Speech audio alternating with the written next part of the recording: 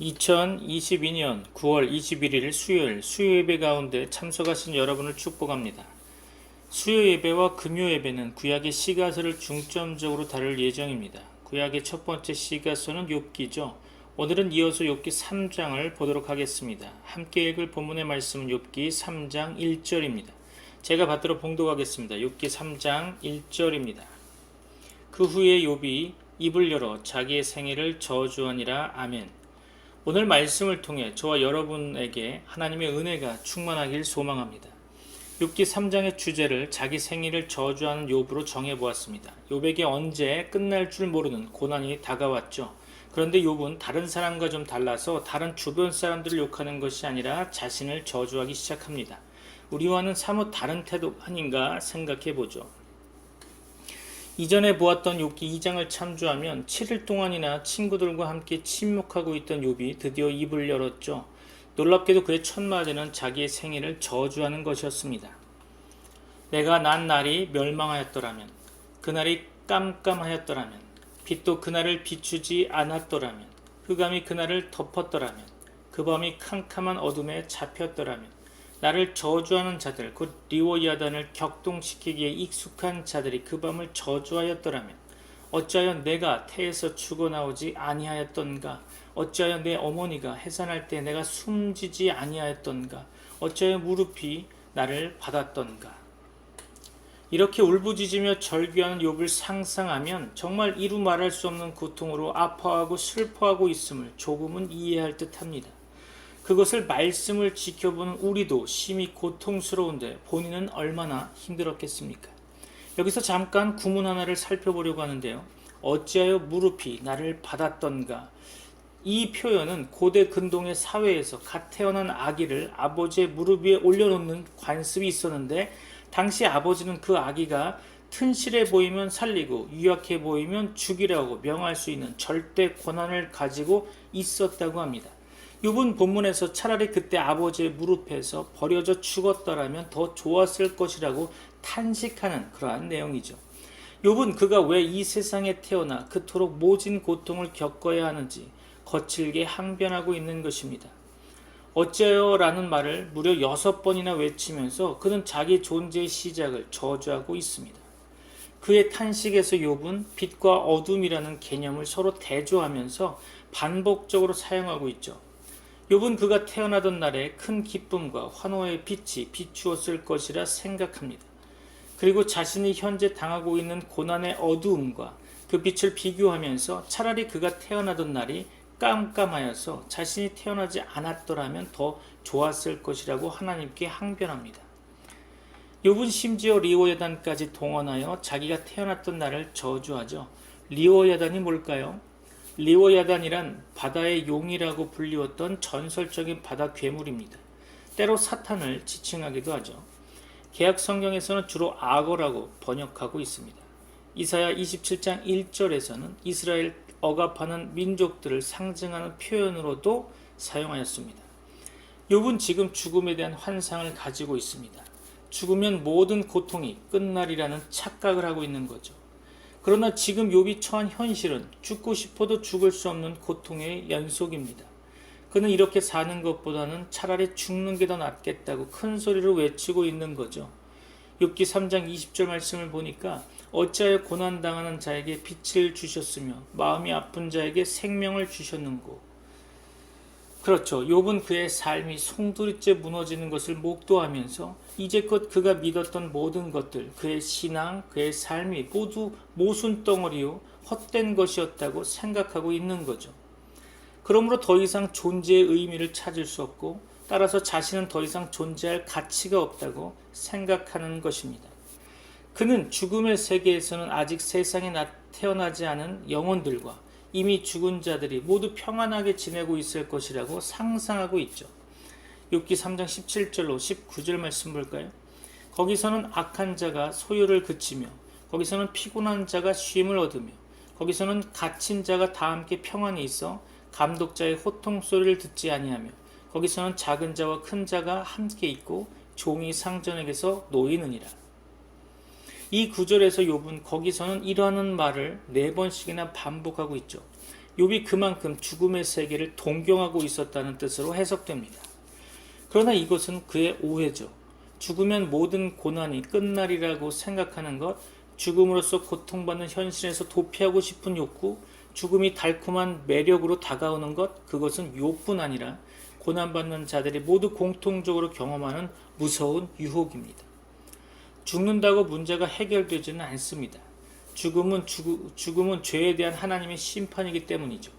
성경은 죄의 삭시 사망이며 죽음 후에는 심판이 있을 것을 분명하게 선언하고 있습니다. 로마서 6장 23절이죠. 죄의 삭은 사망이요 하나님의 은사는 그리스도 예수 우리 주 안에 있는 영생이니라. 히브리서 9장 27절이죠. 한 번 죽는 것은 사람에게 정해진 것이요 그 후에는 심판이 있으리니. 아멘이시죠? 욥은 지금 엄청난 정신적인 혼란과 혼돈 속에 빠져 있습니다.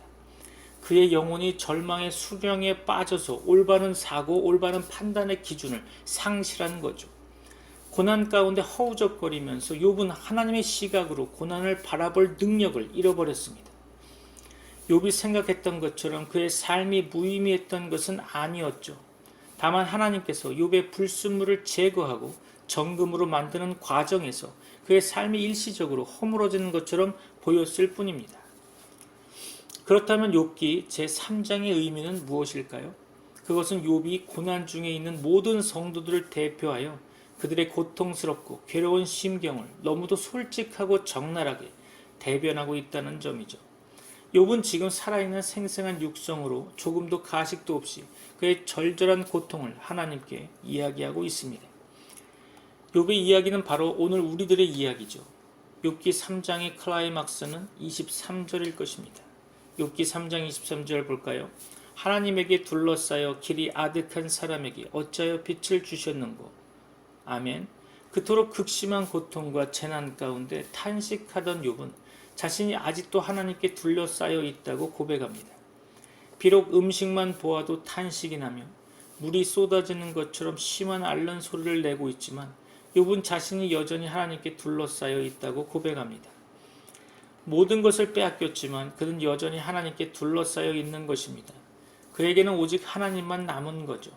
사탄 마귀에게 둘러싸이지 않고 하나님께 둘러싸인 것, 그것이 욥의 희망이요 바로 오늘 우리 희망의 근거가 되는 것입니다. 비록 끝없는 고난의 늪에서 허우적거리고 있었지만 욥은 그 모든 시련이 하나님의 주권 속에서 일어나고 있다는 것을 알았습니다. 하나님께서 그의 삶을 붙들고 계시다는 것을 그는 믿었던 거죠. 욥이 끝내 믿음의 밧줄을 놓지 않고 있었던 것입니다. 그렇다면 욥이 그의 생애를 저주한 참 의미는 무엇일까요? 욥은 그의 생애를 저주함으로써 온전히 거듭난 인생, 온전히 새로워진 삶을 애타게 그리며 찾고 있었던 거죠. 그것은 영혼을 향한 갈망, 곧 영원한 빛, 참 생명에 대한 절규였던 것입니다. 이제껏 그가 경험했던 삶은 모두 모순덩어리 인생이었죠. 잠시 빛이 비추는 줄 알았습니다. 그러나 실상은 깜깜한 어둠이었죠. 전무후무한 업적을 이루며 누구보다도 크게 성공한 줄 알았을 겁니다. 그런데 어느 순간 끝도 없이 추락해버리고 말았던 거죠. 성공도, 부도, 건강도, 명예도 모두 한여름밤의 꿈처럼 사라져버린 지금 욥은 더 이상 그런 껍데기 인생이 아니라 진정한 인생, 참 생명, 진실로 빛과 진리로 가득한 삶, 영생하도록 솟아나는 영원히 목마르지 않는 샘물을 애타게 찾고 있었던 것입니다. 욥이 그의 생애를 저주한 것은 그가 인생의 존재 문제, 그 자체에 대해 근본적인 질문을 던진 것이 아닐까요? 대체 인생이란 무엇일까? 인간이란 대체 어떤 존재인가? 내가 빛이라고 생각했던 것들이 모두 어둠으로 판명된 지금, 이제껏 내가 살았던 삶은 대체 무슨 의미가 있었는가? 헛되고 헛되는 모든 것이 헛된 인생. 그렇다면 대체 삶의 의미는 무엇인가? 욥이 스스로 이렇게 자문하고 있는 거죠. 구약의 인물 욥은 애타게 참 생명을 찾고 있었지만 그것이 무엇인지는 정확하게 알지 못한 것 같습니다. 하나님에게 둘러싸여 길이 아득한 사람에게 어찌하여 빛을 주셨는고. 그가 고백한 것처럼 욥이 걸어가야 했던 고난의 길, 진리의 길, 순례의 길은 멀고도 먼 길, 곧 아득한 길이었던 거죠.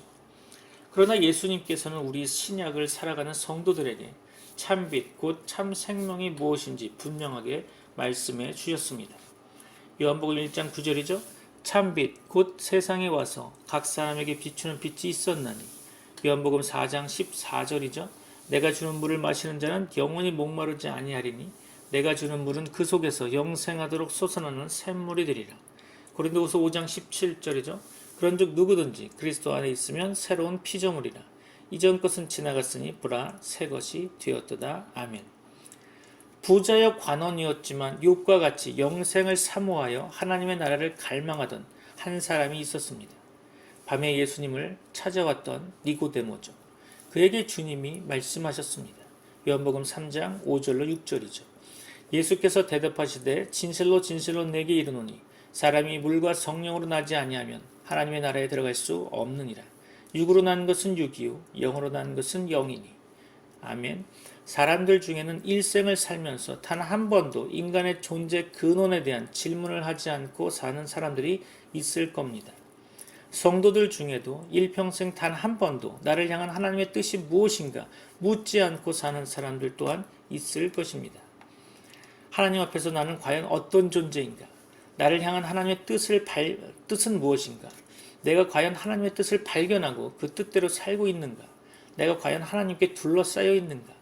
욥과 같이 존재의 근원 문제로 심각하게 씨름하고 그리스도 안에 참 생명을 발견하는 여러분 되시기를 소망합니다. 여기에서 구약의 욥과 신약의 사도 바울의 고난에 대한 시각을 한번 비교해 보려고 합니다.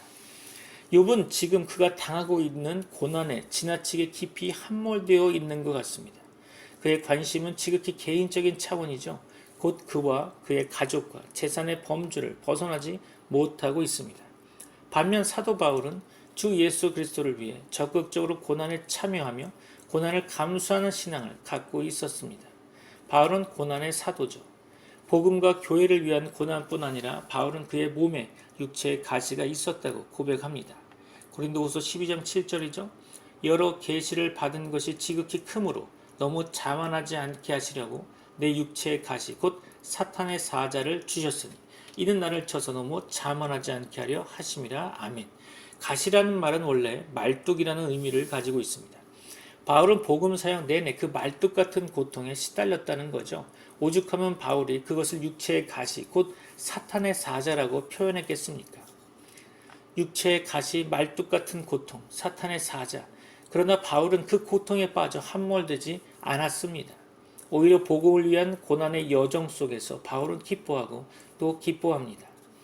빌립보서 2장 17절이죠. 만일 너희 믿음의 재물과 섬김 위에 내가 나를 전제로 드릴지라도 나는 기뻐하고 너희 무리와 함께 기뻐하리니. 아멘. 그는 어떻게 그렇게 기뻐할 수 있었을까요? 질그릇 같은 그의 인생 속에 그리스도의 보배를 가졌기 때문이죠. 그는 그리스도의 보배, 그 영광스러운 보물을 그의 상처 입은 몸속에 간직하고 있었던 거죠. 비록 헐벗고 굶주리며 수없이 매를 맞고 험악한 고문을 당했지만 그는 예수의 보물, 그리스도의 보배 때문에 기뻐하고 또 기뻐했던 것입니다. 세상의 그 어떤 고통도 그에게서 그 기쁨을 빼앗아 갈 수는 없었죠. 그 어떤 시련도, 그 어떤 핍박도, 그 어떤 고난도 주를 향한 그의 마음, 그의 사랑을 빼앗아 갈 수는 없었던 겁니다. 그는 고백하죠. 고린도후서 4장 10절이죠. 우리가 항상 예수의 죽음을 몸에 짊어짐은 예수의 생명이 또한 우리 몸에 나타나게 하려 함이라. 그는 항상 예수의 죽음을 몸에 짊어지고 그의 삶을 살았습니다. 주를 위해 받는 고난을 기뻐하며 몸된 교회를 위해 그리스도의 남은 고난을 그의 육체에 채우며 살았습니다. 심지어 감옥에 갇혀 모진 고초를 겪으면서도 그는 그리스도가 전파된다는 사실 하나 때문에 기뻐하고 또 기뻐했던 것입니다. 그토록 극심한 고난의 여정 속에서도 사도 바울은 하나님의 사랑을 조금도 의심하지 않았습니다. 고난 속에서 발견하는 하나님의 특별한 사랑, 그것은 오직 고난받는 성도들만이 누릴 수 있는 은혜요, 특권이죠. 그토록 주를 위해 기꺼이 고난을 받고 그리스도를 위한 고난을 자칭했던 바울이었지만 사도는 그 마음속에 한 가지 눌리는 것이 있다고 고백합니다. 고린도서 11장 28절이죠. 이 외의 일은 고사하고 아직도 날마다 내 속에 눌리는 일이 있으니 곧 모든 교회를 위하여 염려하는 것이라. 아멘. 그의 마음속에 눌리는 것, 그치지 않는 고통, 그것은 곧 교회와 그의 민족 이스라엘을 향한 거룩한 근심, 거룩한 고통이었습니다. 성경은 하나님의 뜻대로 하는 근심은 후회할 것이 없는 구원에 이르게 하는 근심이라고 말씀합니다. 고린도후서 7장 10절이죠. 하나님의 뜻대로 하는 근심은 후회할 것이 없는 구원에 이르게 하는 회개를 이루는 것이요 세상 근심은 사망을 이루는 것이니라. 우리 시대의 비극은 주를 위해 기꺼이 고난을 감수하려는 사람들이 점차 줄어들고 있다는 사실이죠. 아니, 고난은커녕 작은 희생조차 감당치 않으려고 하죠. 모두가 번영과 축복을 추구하며 대접받기를 원할 뿐 바울처럼 예수의 죽음을 몸에 짊어지려는 사람은 점차 찾아보기 어렵게 된 것이 현실입니다. 주께서는 오늘도 주를 위해 기꺼이 고난을 감당하고자 하는 일꾼을 찾으십니다. 복음을 위해 기꺼이 자기 삶을 희생하고자 하는 종들을 찾으십니다. 이 부름에 응답하신 성도들, 이 사명에 헌신한 일꾼들, 하나님께서는 이런 사람들을 통해 세상을 바꾸실 겁니다. 이런 사람들을 통해 역사를 바꾸시는 겁니다. 욥과 같이 고난에 함몰되어 죽고 싶다며 그의 생애를 저주할 것이 아니라 바울처럼 오직 예수께 초점을 맞추고 주를 위해 기꺼이 고난을 자청하는 용사 같은 믿음 갖기를 소망합니다. 복음과 교회를 위해 고민하고 근심하며 눌린 마음으로 기도하기 원합니다. 욥처럼 자기 생일을 저주하는 여러분이 되지 않기를 원합니다. 바울처럼 주님 다시 오실 때까지 우리의 십자가 지고 좁은 문 좁은 길로 달려가는 여러분이 되기를 축원합니다. 욥이 고백한 것처럼 아무리 고난이 극심해도 우리는 여전히 하나님께 둘러싸여 있습니다. 아무리 어두운 것 같아도 우리는 여전히 하나님의 빛에 둘러싸인 주의 자녀들입니다. 믿습니까? 아멘이시죠? 하나님께 둘러싸여 십자가의 사명 온전히 감당하는 저와 여러분이 되시기를 예수 그리스도의 이름으로 축복합니다. 기도하겠습니다. 이제는 우리 주 예수 그리스도의 은혜와 하나님의 사랑과 성령님의 교통하심이 욥이 고백한 것처럼 아무리 고난이 극심해도 여전히 하나님께 둘러싸여 있음을 믿고 세상을 향해 뚜벅뚜벅 걸어가는 주의 백성들에게 이제부터 영원까지 함께 있을지어다. 아멘.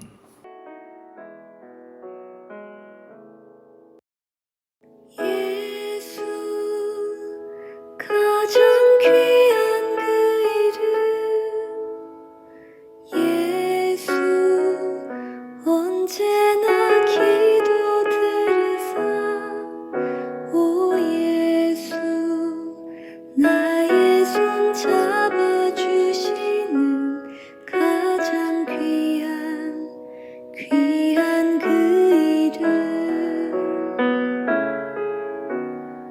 예수 찬양하기 원하네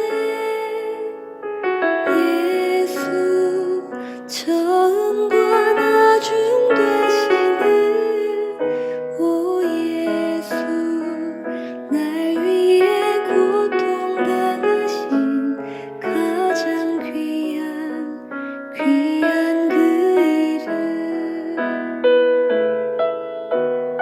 예수 왕의 왕이 되신 주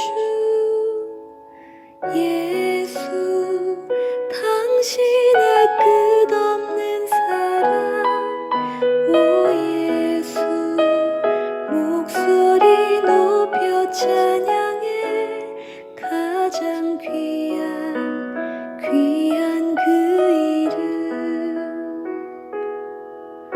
오 예수 목소리 높여 찬양해 가장 귀한